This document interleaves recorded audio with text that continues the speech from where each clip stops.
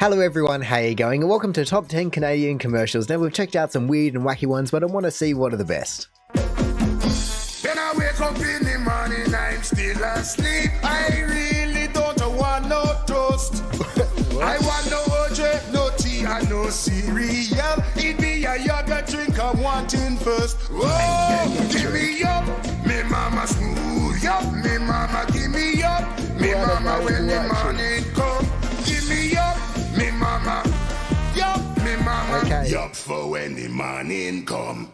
Okay then, if that's what we're starting out with, I guess we're just gonna have to say it's also in the funny realm that it was ridiculous. Yop. I mean, they did put this little bit at the start here. Give me yop, your plate Canada, 2008. Alrighty then, I guess I can understand that, but it's for 2008 to still be in a 4:3 ratio. That seems a little bit strange to me. I mean, I know that not everyone would have had widescreen in 2008, but in 2008 there were definitely widescreen CRT TVs, for goodness sake. But it was a very random ad. At the start I was going, I don't really know what's going on here, but then as soon as they got to this lady just lying on the ground, clearly just hanging out of the bed, you know, you only make it halfway, you drag yourself out of bed, but you haven't actually dragged yourself up and out of bed yet. And so I guess it is an effective ad because it is very relatable for every single person just having to drag themselves out of bed, whether it be because they didn't sleep or they're just feeling exhausted from whatever it may be. And even the fact that they said, I don't want no toast, no cereal, just going, oh, I'm tired, I just don't feel like this or this, where are the options? And then there you go, that's where Yop comes in to just fill the, like, what was it, a yogurt drink? I mean, it definitely looks milky, but at the same time, if it's a yogurt drink, generally yogurt isn't exactly pourable in the same way that milk is. It's like a semi-liquid. And so even though people are saying, oh, I don't want no toast, no cereal, you're going to be waiting for 15 minutes just to be able to get a full cup if you're just trying to pour it out.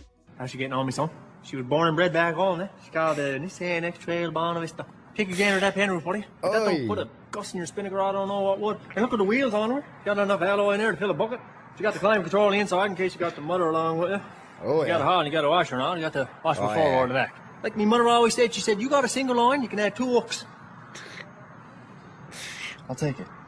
Get your Nissan X-Trail Bonnet Vista Edition with $1,000 added value. Just $29,998 at Nissan's bottom line sales event. Yeah, nice work, Nissan. A 2007, or I guess maybe 2008 if it's advertising in 2007, either way, a special edition Nissan X-Trail. I've never seen such a thing. I mean, Australia also does have the Nissan X-Trail and they're great cars. I've spent a bit of time in one, but then also the Bonnet Vista edition. I've never heard any like special editions like that. I feel as though that is quite an American thing to have a name special edition. Like, I don't know, you have Longhorn and all these other things that I've heard over the years. Whereas in Australia, I don't know if we're carrying over from the Japanese or the Korean or the German naming schemes, but we generally just have like, this is the ZR, this is the ZT, and this is the ZLT or something like that. But no, actually just looking at this ad, this was great. To be honest, I could kind of understand him. I mean, perhaps that's because the subtitles were there and I could use the information and context with those, but I feel as though I was kind of picking up on what he was saying, going, oh yeah, let alone the ones that are just severely Canadian, but they still make sense. Like you said, there is so much alley in those wheels, you could fill a bucket, is what I heard. Things like that. They've definitely just twisted the sentences, but hey, it's definitely Canadian and it was great.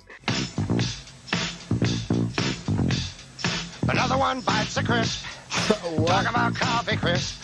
And it won't be long till another one's gone. Everyone likes a crisp. Beneath that rainbow wrap is a nice light snack. You know I can't resist. Coffee crisp. Another one bites the crisp. Talking about coffee crisp.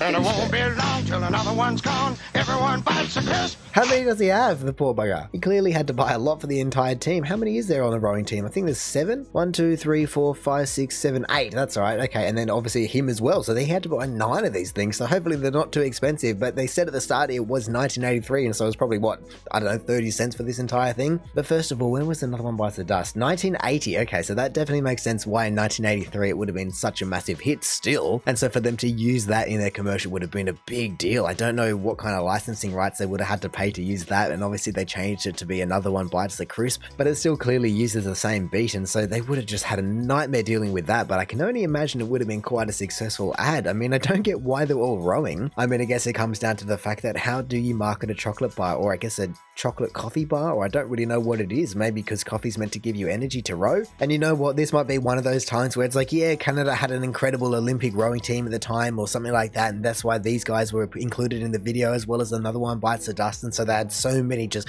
massive global superstars in one ad. It would have cost them a bomb. But as I said, how do you market a buy? You need it to be memorable. You need someone to be able to walk into the store with 1,000 options to just be able to remember, oh, that's right, another one bites the dust, another one bites the crisp, I'm gonna buy that one.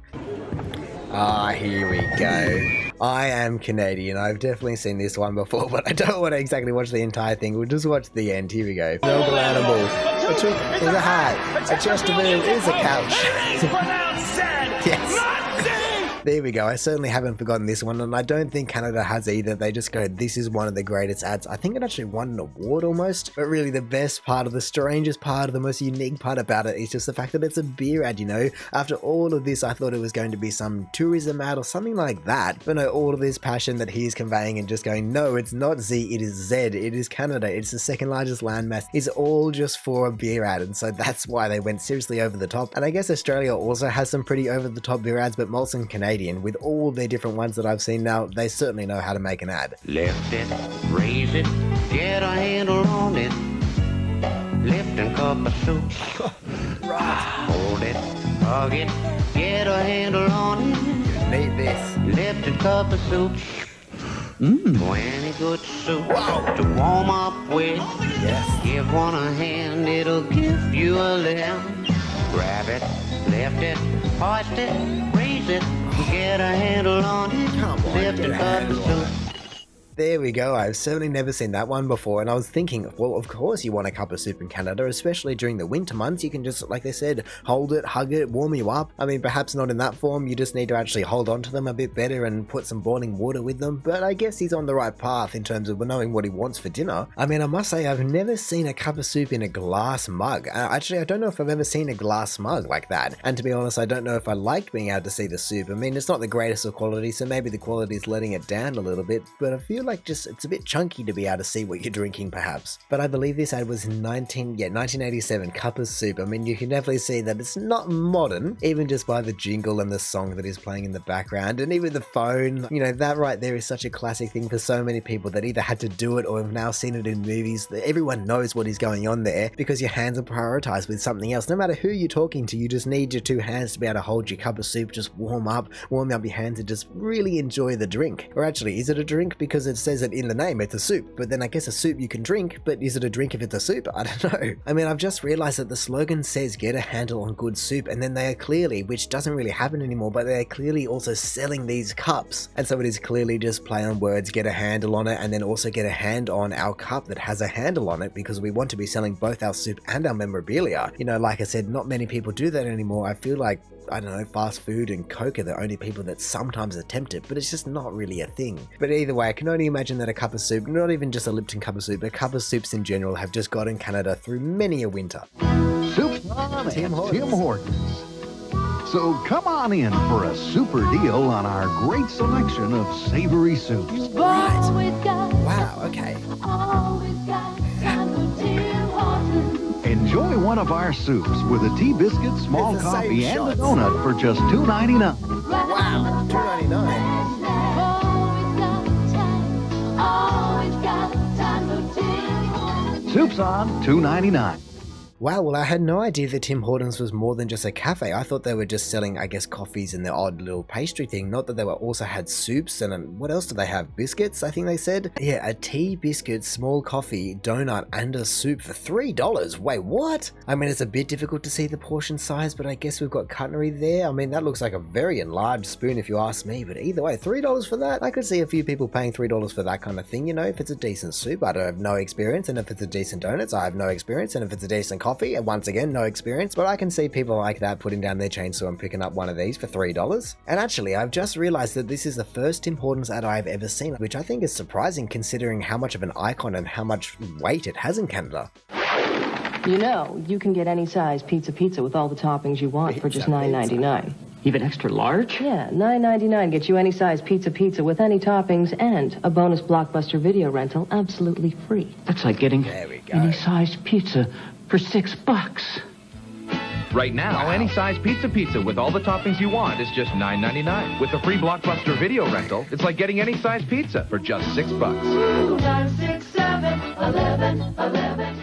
That's so confusing because why don't you just then sell the pizza for $6 and then just not have to deal with the entire brand deal that they've done there? But hey, I guess if it gets people into the store because they're going, oh, I'll go there instead of there because I also want to get a Blockbuster, and it's kind of the incentive or a false incentive in that way, I guess it would definitely work. But either way, that was a very random opening to this. The fact that this poor guy's just working late, I guess it said, but look at that, he's kind of shying away. That woman just comes out of nowhere and almost attacks him. But I guess he does come out of his shell when he realizes that she's talking about a pizza that you can get for $6. And to be honest, it looked like a pretty big pizza, especially considering that it's in Canada and they said any size pizza. I can only assume that Canada has probably copied the USA's mantra of just extra large is only a small. I mean, it does say limit 6 toppings, but it's just as many as you want out of 6 options. That's what you can get on this pizza for $6. And so I would like to know, is pizza still a thing, or did they just die out? Similar to how Blockbuster did, you know, as all of a sudden their deal about getting a free Blockbuster rental doesn't make sense, as people go, why would I go to Blockbuster? I can just stream it online. I mean, they did say it was 1998, so things are a little bit different, but really, I just want to know, is pizza still a thing, or is other places like Domino's just come in and just railroaded everyone else out of the competition? Macca's 2021. La poutine, c'est une légende qui est née ici à Warwick. Je m'en souviens que j'étais là. Ah, pop. Oh, yeah. Sans sauce de Drummond, là, il n'y en aurait pas de poutine. 3 minutes! La poutine, elle vient du coin de Victo à cause de notre fromage qui fait...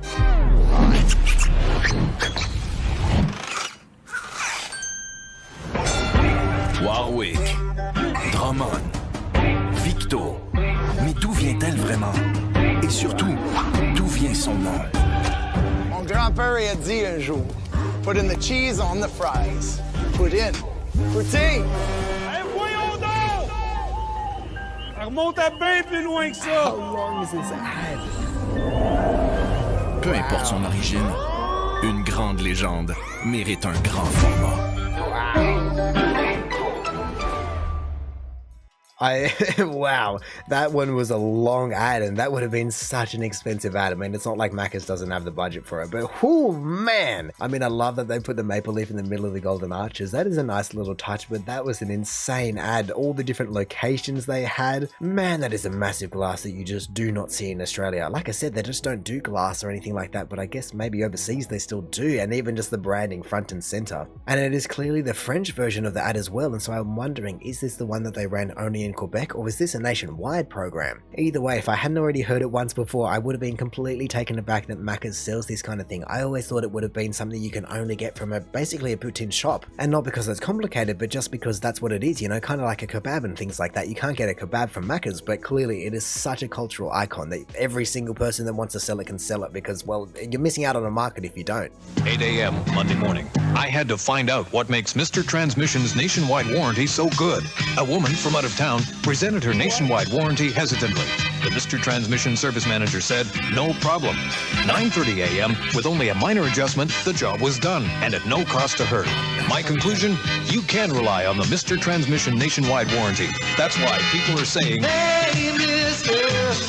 Transmission, hey, Mr. You're a friend of mine.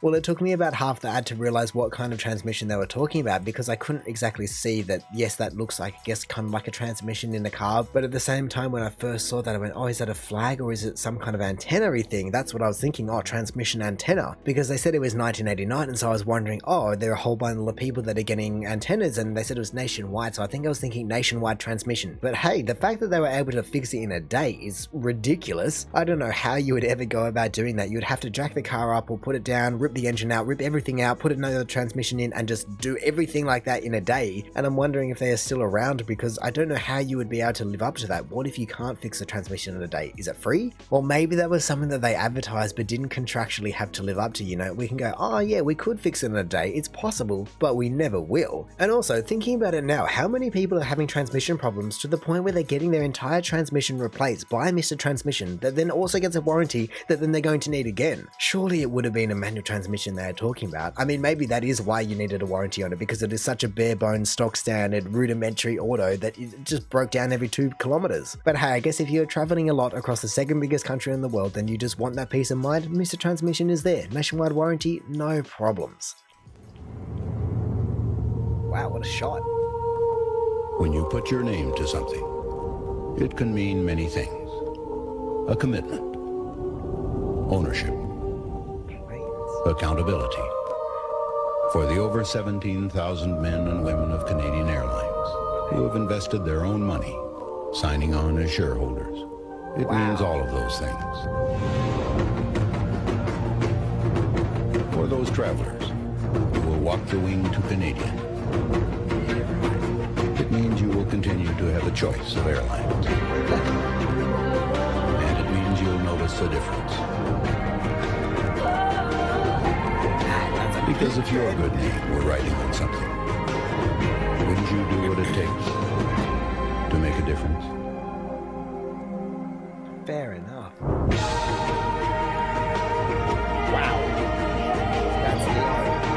Well, at first I didn't know what this was going to be about. I was trying to figure it out, but I guess they were going to go under. Yeah, 1994, there's nothing in my memory in 1994 that would have caused an airline in particular to go under or to put them under pressure. And so for all of these people, I think they said 15,000 people that are currently workers signed on. But I guess through that investment, they were able to keep afloat, or maybe they just went public. And even though that is the biggest pen I've ever seen, I guess he's definitely needed. And it's quite the statement to be able to put all of these names on this plane. I wonder if it is even a thing anymore. And hopefully Canadian Airlines is still a thing. But there we go. In the early 1990s, Air Canada encountered financial difficulties as the airline slumped into the aftermath of the Persian Gulf War. Okay, that's why. Like I've said before, I'm no history buff, and so at least that explains it. By 1994, Air Canada had returned to profitability, and so I guess that clearly lines up with that entire ad when that came out, and that's not going to be a coincidence per se, but I guess a few more things happened than just what these guys are saying, what the ad is saying. You know, with 15,000 people coming on as shareholders, and then suddenly they return to profitability, I think it's a little bit more complicated than that. But it is a great thing that Canada was able to retain their airline, because I think it's a great thing for any country to have an airline. You know, it just kind of puts them more on the world stage. You see these planes flying around, and yes, some companies are magnitudes bigger than others. I can only imagine Air Canada isn't the biggest in the world, but as they kind of said in the video, if you were personally invested in a company, I feel as though you were just naturally going to give a better service because you clearly care a lot for where you work, let alone the fact that it is now, for argument's sake, your company as well, and so you are just going to put more effort into delivering a service that makes people want to fly with you. So it is certainly an interesting strategy, because to stay afloat they needed investment, but also to choose where the investment came from their own workers, I think, is something that is generally not done, and I wonder why that is, because it clearly seemed to work here. But no, top 10 Canadian commercials did not disappoint. It clearly showed so many classics like I Am Canadian, Molson beer ad, as well as some new ones like the Cup-a-Soups from me and the Pizza with a Blockbuster being mixed in there. You're really just getting, what, 40 years of history, because Macca's was also in there, with some of these clearly just having some mega budgets, having all these locations all over the country, to ones like this which would have been probably filmed in an afternoon at just some random mechanics. But that doesn't mean that it wasn't a great ad and doesn't have its own slice of history, and so no, these were just some great slices of Canadian culture. But anyway, in saying that, I reckon I'm going to call it there. So thank you for watching this video. If you enjoy it, feel free to do the YouTube algorithmic things down below. Also, if this is the first video of mine that you're watching, then make sure to go check out any other ones I've done. Also, make sure to go check out the original video down in the description below, or hey, maybe even just want to consider subscribing so that you don't miss another one of these in the future. But all in all, have a good one and see ya.